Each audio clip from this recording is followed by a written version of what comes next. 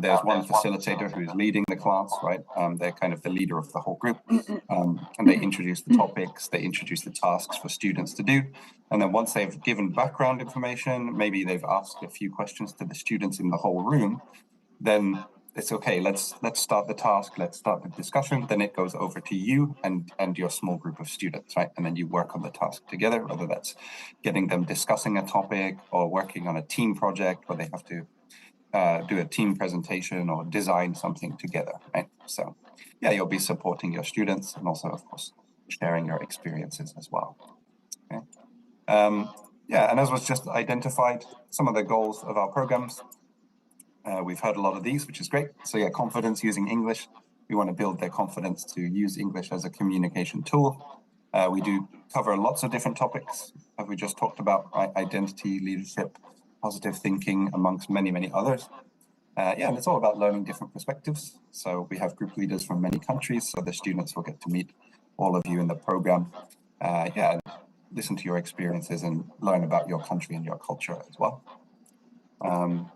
Yeah, so we really focus a lot on critical thinking. So we pose a lot of problems and things to students, and they have to use critical thinking to try and solve issues and look at different situations. We want to build their independence, right? So that they feel they can speak out individually and share without worrying too much.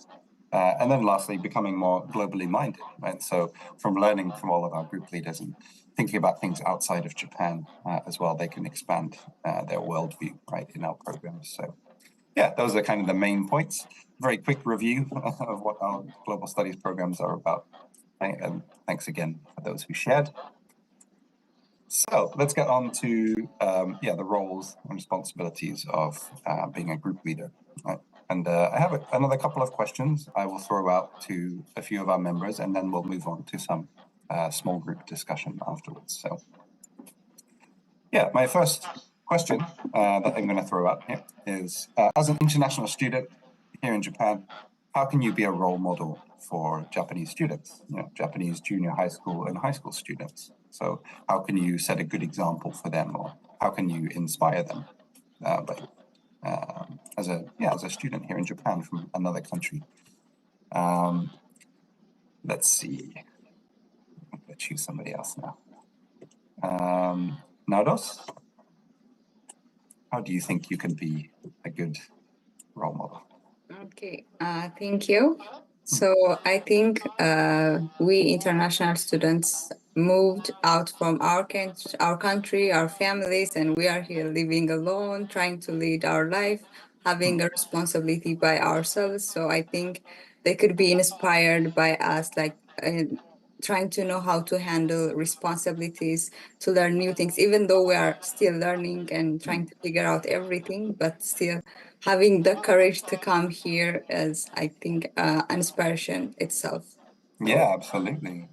Yeah, great. I like that. Yeah, so you can share that process of coming here and some of the challenges you've had and how you're overcoming those challenges. Yeah, I think that's can be very inspirational. Yeah, great. Definitely share that with the students. Okay. Jihan, how about you? Oh, thank you.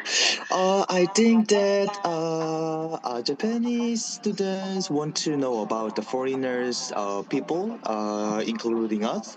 So I think to share our personal experience or our good memories in Japan's life. So to make a good relationship and make a good, happy atmosphere from between us. So I think that to share my experience and to communicate with Japanese students more actively is kind of the good method to be a good role model for the Japanese students, I think. Yeah, good. Okay, so kind of like international relations, yeah, right? So showing what you like about Japan as well, but how you view Japan from your viewpoint in a positive fashion as well. Yeah, I like that. Nice. Okay, I have one more question and then we'll get to the group discussion. So yeah, I'd like you to put yourselves in the shoes of a 16-year-old, let's say Japanese high school student, and they're about to take this 5-day program in English. And maybe if it's coming up next week, they'll be thinking, oh my God, I have to speak English for 5 days in a row. This is going to be really difficult and I'm really nervous, right? So in that situation, what would you want from your group leader, or what would you expect from your group leader to maybe help you, be a little bit less nervous or relax a little bit? From that viewpoint. Let's see, Otik, what would you want or expect from your group leader? Thank you. Well, since I have also have the maybe since I was in 16 years old before back then, I was have a dream also maybe like them. So maybe I will like them to know that you have to achieve your dream, believe and make it real. So by telling them the story experience about us, the international students, and that might make them believe that their dream will become true. Okay. Yeah, so you've been through a similar experience as well. Share with them that you've experienced with another language and things like that. Okay, good. Yeah, okay, one more person, one hand. About you. Okay. If I am 16 years old, I think I would prefer to be as a program. I would prefer to be a enjoyable one. It's not educational. So and as they are the group, as I know, as I'm 16 years old and I'm a high school student, and I know that the group, the leaders are international students, so I would expect them to show me their cultures and to know different cultures, more information about their cultures. So that's it. Okay, yeah, great, thank you. Yeah, I think they'll be very interested to learn about you and about your culture and about your country. So yeah, wherever you get the chance, you can share that with them. Okay.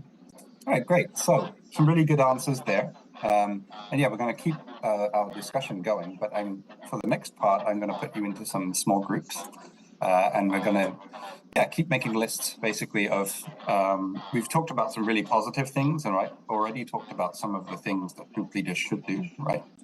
Very positive things. But I'd also like you to think of maybe some things that you should avoid as well as a group leader. So yeah, in these small groups, think of what group leaders should and shouldn't do. Right? And this can be in the classroom with your students or outside of the classroom as well. It encompasses everything. So please feel free to talk about either one. And then please, write your ideas down so that you can share with the group. When we come back to this main room, I'll ask one representative from each group to share their ideas, okay, with the main group. So give me just a second here, and I'm going to put you guys into some small teams. So when you're doing this discussion, please briefly introduce yourself, but try to keep it short because we're only going to have about 5 or 6 minutes for this discussion. So very briefly introduce yourself, say, hi, my name is, I'm from here. Nice to meet you guys. And then we can get on with the discussion. Okay. Yeah, just a second. I think.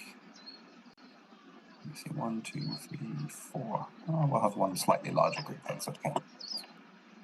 All right, so I'll break you up into 4 groups. So yeah, as I said, 6 minutes, so we'll come back at around 10:21 after your discussion or so. All right, so please enjoy the discussion, and then we'll come back and share after that. So see you all soon.